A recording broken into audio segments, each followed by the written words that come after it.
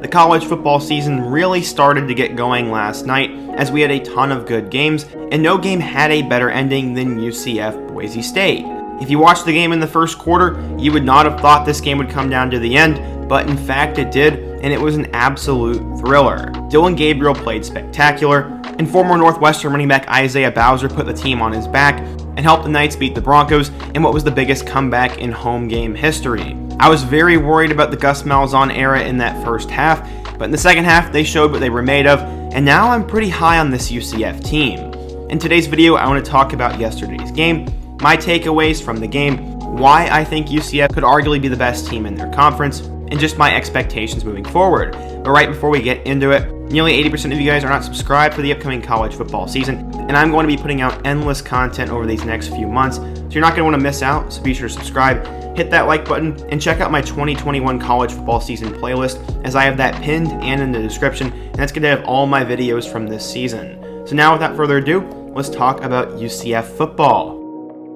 So yeah, let's quickly recap and go back in time to see how UCF football got to this point and some of the expectations going into this year. Let's go back just a few years ago when this team went winless. This was a dark moment for the program, and many were worried if UCF football would ever get back to their previous heights under the Blake Bortles era. Luckily, they made the right head coaching hire as they hired a former college football legend.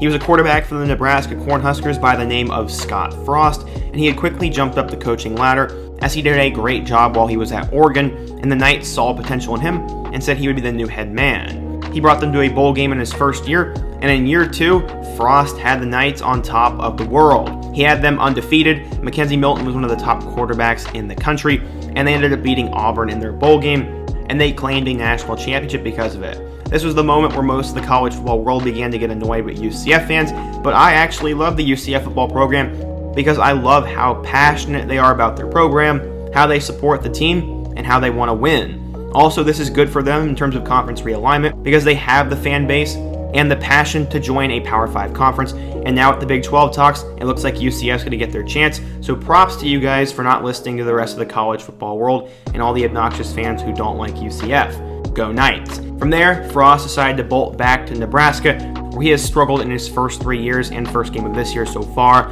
and he will likely be fired pretty soon. So who did they hire? They nabbed Josh Heupel. Just like Frost, he was a quarterback for the Oklahoma Sooners back in the day, and he quickly rose up the coaching ladder as well. He got fired as the offensive coordinator from Oklahoma, but he would save his career at Missouri with Drew Lock, and because of how good that offense was with him, he decided to jump ship to UCF, where he was named the head coach there, and he continued the success that Frost had. They got back to the American Conference Championship, and they ended up playing against LSU in their bowl game where they lost by 1 score. And while some UCF fans were not a huge fan of the Heupel hire, I personally think he's a solid coach, and he would not have gotten a Power 5 job if he wasn't capable of doing it. When Mackenzie Milton went down with that gruesome injury, many thought his career was over, but more importantly, the Knights had to look in a new direction at quarterback, and they recruited a kid by the name of Dillon Gabriel. According to 24/7 Sports, he was a 3-star recruit, the number 27 pro-style quarterback, and the 9th best player out of the state of Hawaii. Gabriel played a little bit in 2019, but he really broke out onto the scene in 2020, where he had a spectacular season, was a top 5 passer, and someone who people had their eyes on for the 2022 NFL Draft. As we go ahead and look at the box score from last night and talk about last night's game, Gabriel played pretty well. He went 25 of 37 for 318 yards and 4 touchdowns, and he also had 64 yards on the ground. Unfortunately, he did have those 2 picks, and we're going to start last night's recap with that first one.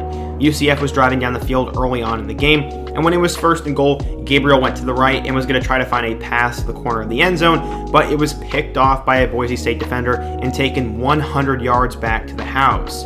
From there, the Broncos scored a 3-yard touchdown with 4 minutes left in the quarter, and then one of the best kept secrets in all of college football, Khalil Shakir, had another touchdown, and all of a sudden it was 21-0 in favor of Boise State.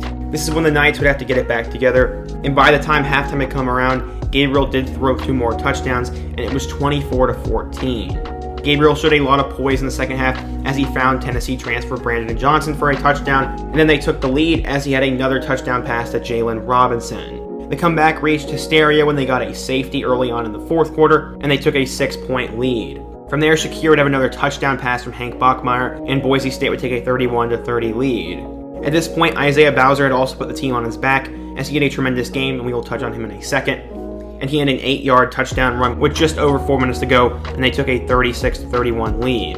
The Knights went for 2 to try to go up 7 points, but Dylan Gabriel took an absolute shot on the sideline, and he would have been done for the game no matter what, but thankfully because of their defense, they would win the game. Bachmeier could have gotten the first down, but he made a very poor decision and threw a pass downfield, and it was picked off by the Knights, and then they ended up winning the game off a couple of runs.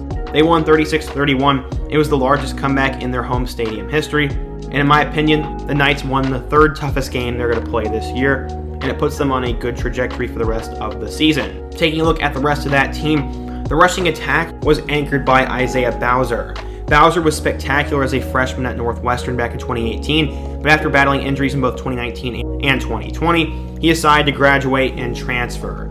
He went down a level to the American Conference and decided to play for Gus Malzahn and the UCF Knights. With his experience and his talent, he put the team on his back as he carried the ball 32 times for 170 yards and the eventual game-winning touchdown, and he was just a rock, looked spectacular, and I think he could potentially be the best running back in the conference. Gabriel also had 64 yards on the ground, and one of their young speedsters, Johnny Richardson, had 4 carries for 21 yards as well, and I know people are really high on him. They had to replace their top 3 rushers from last year, and it already looks like the Knights are in good hands, and Malzahn found the replacements. Looking at that receiving game, I was very impressed by the guys they had. Jalen Robinson is seen as one of the top wide receivers in the conference, and a future draft pick, and he showed out as he had 6 catches for 140 yards and a score. And then, of course, Tennessee transfer Brandon Johnson also had 5 catches for 47 yards and a touchdown. I was a little bit surprised former 5-star wide receiver transfer Jordan Johnson didn't make any plays, but I'm curious to see what he will do in the future and the rest of the year for them. Ryan O'Keefe had 3 catches, and then Alec Holler had a touchdown. And overall, there were 300 yards and 4 touchdowns in this passing game, and the UCF offense looked really good. I think that is going to be the strength of the team this year, and while the defense did get punched in the mouth early on, they really rebounded in a great way and held Boise State in that second half, so they had a chance to come back and win. Not only was last night one of the best comebacks in school history, it was also a huge day for the program, as there were a lot of rumors that came out that the Big 12 is looking to add the Knights. I'm really excited for the program moving forwards, and I do believe they are going to join the Big 12. I think tapping into that Florida market is great for the conference. Florida has a ton of talent, and UCF's played in a lot of big games, has a big following, and has had the winning seasons to prove they can compete with the best teams.